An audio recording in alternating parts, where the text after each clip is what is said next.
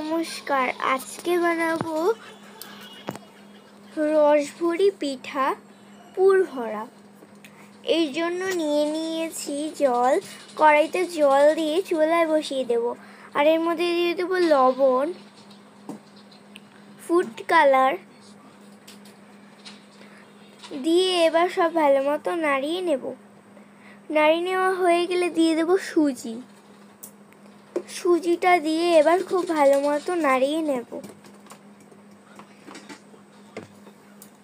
এবার দিয়ে দেব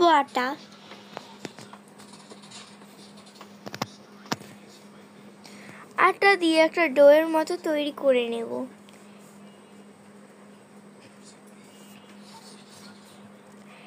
এবার বাটিতে উঠিয়ে নেব।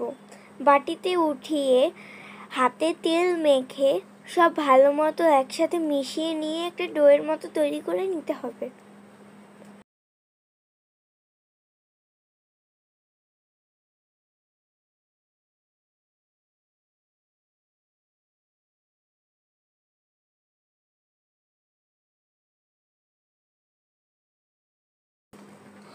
গোল গোল লেচি কাটা হয়ে গেলে এবার নিয়ে নেব নারিকেলের পুর নিয়ে এর মধ্যে দিয়ে দেব।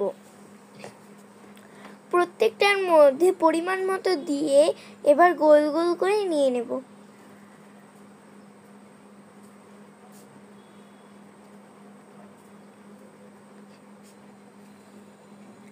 এবার চামচের সাহায্যে উপর দিয়ে ডিজাইন করে নেব।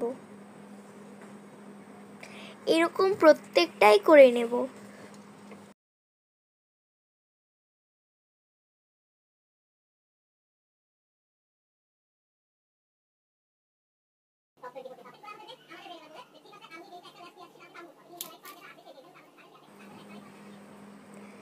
এবার কড়াইতে দুধ দিয়ে এবার এটাকে ফুটতে দেব। ফোটানো হয়ে গেলে দিয়ে দেব এলাচ ও চিনি, দিয়ে এবার সব ভালো মতো একসাথে নাড়িয়ে নেব। সিদ্ধ হয়ে গেলে দুধটা এর মধ্যে দিয়ে দেব সুজির বানানো পিঠাটা দিয়ে এবার সব ভালো মতো নাড়িয়ে ফোটা পর্যন্ত অপেক্ষা করব। ফুটে আসলে এভাবে ফুলে উঠবে।